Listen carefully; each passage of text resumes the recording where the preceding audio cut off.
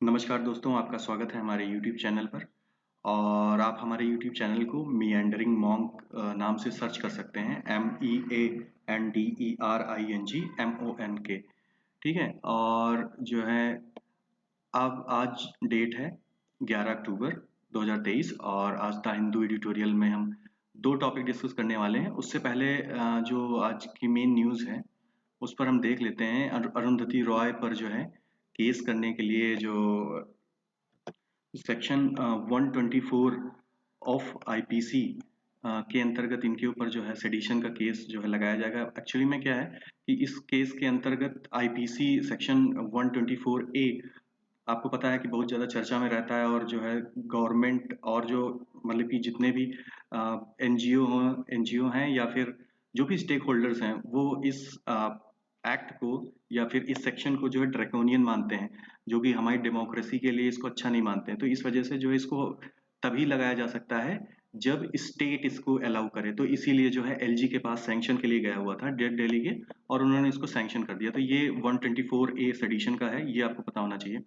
उसके बाद में एक एथिक्स का एक ये है कि जो ए राजा हैं, ये मिनिस्टर इन्वायरमेंटल मिनिस्टर थे 2004 से 7 के बीच में। तो इनके ऊपर जो करप्शन के चार्जेस चल रहे हैं, तो इसको हम लोग शो कर सकते हैं एज एग्जांपल कि किस तरीके से जो है पब्लिक लाइफ में करप्शन है। ठीक है, जो हमारे लीडर्स हैं उनके द्वारा। और एक देखिए यहाँ पर एक इमोशनल इंटेलिजेंस का भी क्वेश्चन आ सकता है कि किस तरीके से जो पुडुचेरी की मिनिस्टर हैं, इन मिनिस्टर का नाम है सी चंदीरा प्रियंका। ठीक है, ये नाम अगर आप याद कर सकते हैं तो याद कर लीजिए कि ये पुडुचेरी की ट्रांसपोर्ट मिनिस्टर हैं। इन्होंने देखिए इनके ऑफिस में कास्ट की बायसनेस चल रही थी एडमिनिस्ट्रेशन में, तो इन्होंने इसके ऊपर जो है रिजाइन कर दिया, जबकि होना ये चाहिए था कि इनको फाइट करना चाहिए था। ठीक है, इस कास्ट बेस्ड जो अगर बायसनेस चल रही है एडमिनिस्ट्रेशन में, तो इस ये एक वीक इमोशनल इंटेलिजेंस का जो है एग्जाम्पल है कि किस तरीके से वो अपने इमोशंस को कंट्रोल नहीं कर पाई। उसके बाद में इसको आप इसमें भी लिख सकते हैं कि उन्होंने जो है बायसनेस को जो है एक्सेप्ट नहीं किया और उसके जो है अगेंस्ट में उन्होंने जो है रिजाइन कर दिया। इस तरीके से भी इसको लिख सकते हैं। तो आज जो हम दो टॉपिक डिस्कस करने वाले हैं वो दोनों वुमेन्स के ऊपर ही हैं। और वुमेन्स के ऊपर पहला ये टॉपिक विभा दत्त के द्वारा लिखा गया है, जिन्होंने लिखा हुआ कि किस तरीके से जो है womens want change and society needs change. और दूसरा आर्टिकल हम डिस्कस करेंगे कि जो क्लाउडिया गोल्डिन है, ये क्लाउडिया गोल्डिन आपको पता है इनको इकोनॉमिक्स का जो है नोबेल प्राइज मिला हुआ है। तो इनका जो वर्क था कि किस तरीके की वुमेन की तीन चीजें होती हैं। एक वुमेन में जो उनके लेबर फोर्स को, उनके लेबर पार्टिसिपेशन को जो तीन चीजें अफेक्ट करती हैं, वो उनका उनकी मैरिज, उनकी पेरेंटहुड और जो बर्थ कंट्रोल की जो पिल्स होती हैं। तो किस तरीके से ये तीन चार फैक्टर्स जो हैं वो वुमेन के लेबर पार्टिसिपेशन को अफेक्ट करते हैं। ठीक है, उन्होंने ये ऑब्जर्व किया बेसिकली। चलिए देख ही लेते हैं, अब इसी से चलिए स्टार्ट करते हैं डिस्कशन। तो देखिए उन्होंने क्या ऑब्जर्व किया। उन्होंने ऑब्जर्व किया कि जब शुरुआत से एंशियंट एरा से, या फिर सबसे पहले तो उन्होंने 200 इयर्स की हिस्ट्री जो है अमेरिका की पढ़ी कि किस तरीके से महिलाओं ने काम किया। ठीक है, उनका पार्टिसिपेशन क्या रहा, उनकी भागीदारी क्या रही। तो उन्होंने अर्ली टाइम पे ये एक चार्ट है, इस चार्ट में उन्होंने देखा कि जब भी उन्होंने स्टडी की तो उसमें उन्होंने पाया कि जब एग्रीकल्चरल इकोनॉमी थी उस समय महिलाओं की पार्टिसिपेशन बहुत ज़्यादा था। ठीक है, क्योंकि महिलाएं अपने घर के पास में रहती थी और वो जो है अपने घर में रहकर डेयरी वर्क में काम करना, फार्म्स में काम करना, या फिर घर का अगर कोई बिजनेस होता था उसमें पार्टिसिपेट करती थी। फिर जैसे जैसे इंडस्ट्रियल एरा स्टार्ट हुआ 19th सेंचुरी के स्टार्टिंग में, उसके बाद से उनका पार्टिसिपेशन कम हो गया। क्यों कम हो गया? क्योंकि देखिए पहली बात तो उनके पास इंडस्ट्री में काम करने के लिए वो स्किल्स नहीं थी। ठीक है? दूसरी चीज़, अगर किसी महिला के लिए इम्पोर्टेंट उसकी फैमिली होती है। ठीक है? अगर वो बाहर काम करने जाएगी, अगर वो अपने फार्म्स में काम कर नहीं कर रही है, वो घर से बाहर काम कर रही है, तो पहली बात तो एक घर की जो सोसाइटल जो माइंडसेट है, ठीक है, वो उसको इफ़ेक्ट करेगा। दूसरी बात, उसकी फैमिली लूज़ हो रही है अगर वो बाहर जाती है।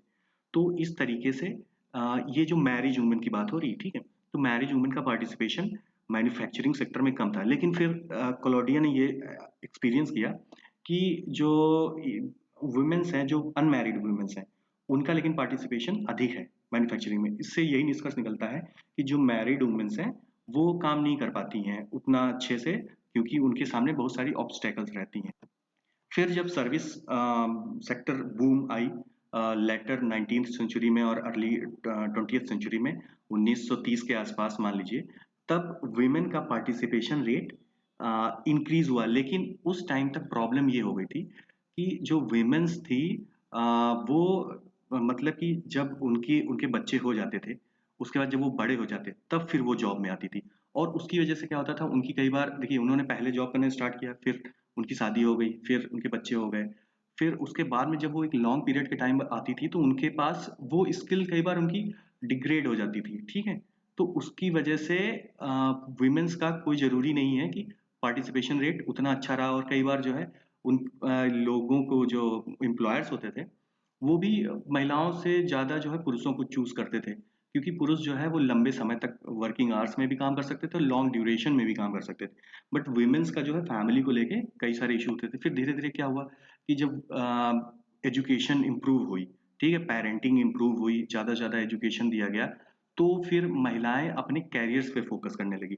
फिर आने वाले समय में 1970 तक आते-आते बर्थ कंट्रोल पिल्स जब आने लगी मार्केट में, तो उससे उससे जो है वो अपने करियर को ज़्यादा अच्छे तरीके से प्लान कर पाती थी, कि उनको कब प्रेगनेंसी चाहिए, कब नहीं चाहिए।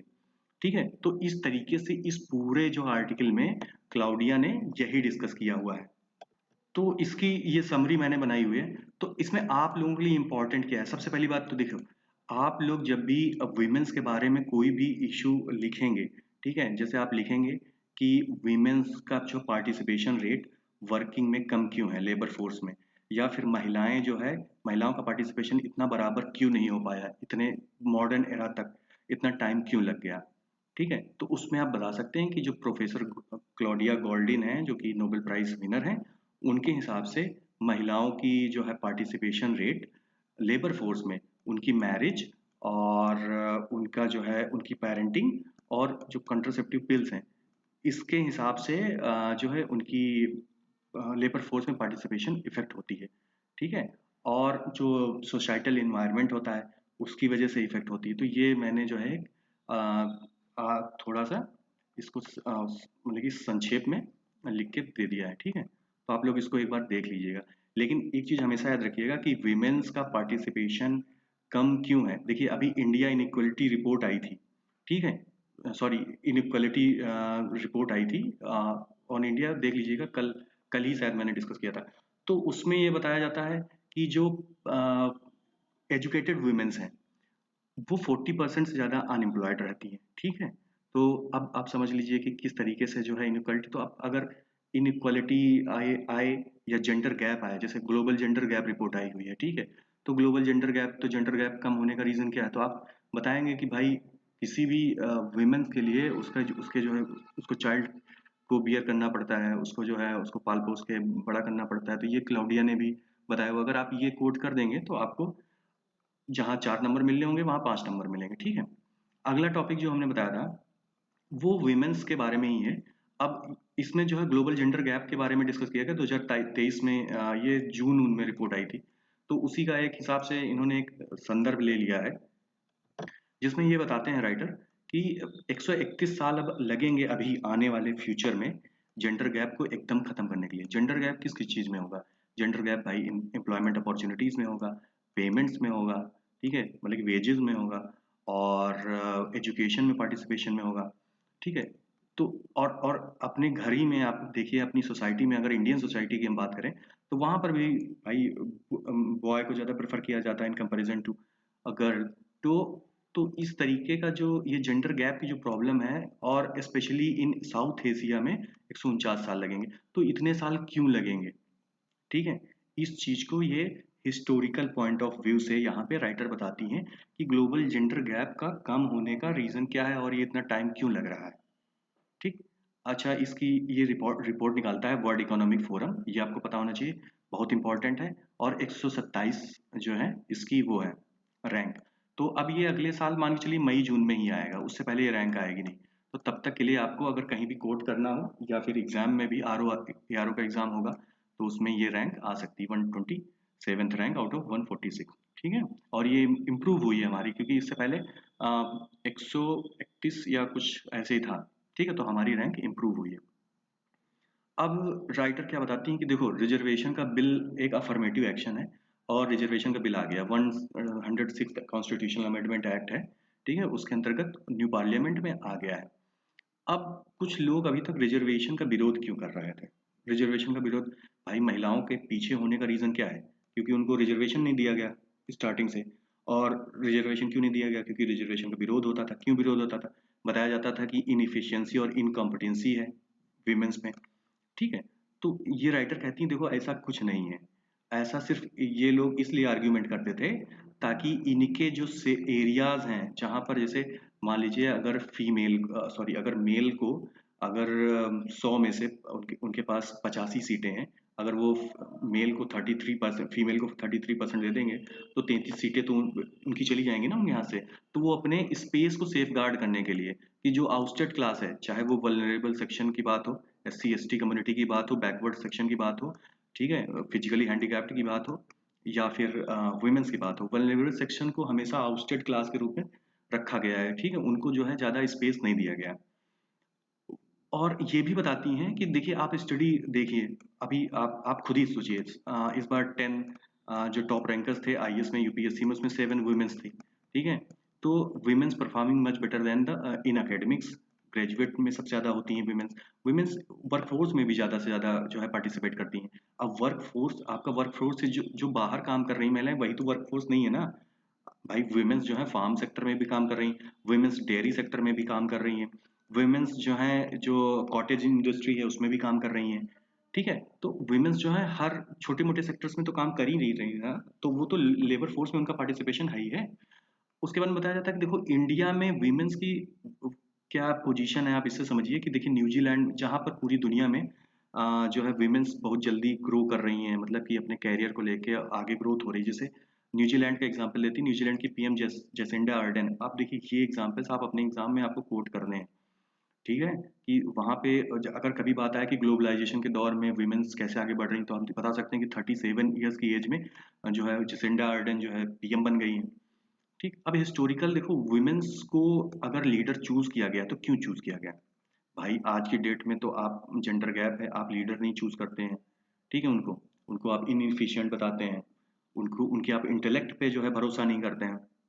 लेकिन हिस्ट्री में तो वुमेन्स लीडर रही है ना, रजिया सुल्ताना थी कि नहीं थी, ठीक है। तो क्यों थी? क्योंकि वो इसलिए नहीं थी कि वो कॉम्पिटेंट थी या फिर वो इंटेलिजेंट थी, वो इसलिए थी क्योंकि मेन जो थे वो उस टाइम के डिस्क्वालीफाइड थे, वो तो उनके कन्वीनियंस के लिए महिलाओं को बना दिया था। अब देखिए अब रजिया सुल्ताना, जब आप इल्तुतमिश के जो है बेटों को देखेंगे तो वो ये कोट ये एग्जाम्पल मैंने अपने मन से लिया हुआ है, उसमें नहीं था न्यूज़ में। तो आप देखिए जब रजिया सुल्ताना को बनाया गया तो उस टाइम पर उनके जो बेटे थे वो वीक थे ना, तो इसीलिए रजिया सुल्ताना, हालांकि नोबल्स ने उनको सपोर्ट नहीं किया था, but still see became the the princess. उसके बाद में उसके बाद वुमेन्स को आसानी से कन्वीनियंटली हटाया भी जा सकता है, उनका ज़्यादा विरोध, मतलब कि कोई विरोध भी नहीं करेगा, क्योंकि देखिए जो भी अगर जैसे आप एक दरबार है जो एक नोबेल का जहाँ पे इकट्ठा होते हैं, तो उसमें भी तो ज़्यादा से ज़्यादा जो है मेंस ही होते हैं ना, तो वो क्यों किसी वुमेन को एज ए लीड करने के लिए सपोर्ट करेंगे? तो वो तो चाहेंगे कि कोई मेन आए, तो वो उसमें कन्वीनियंटली उसको रिमूव कर सकते हैं, ठीक है।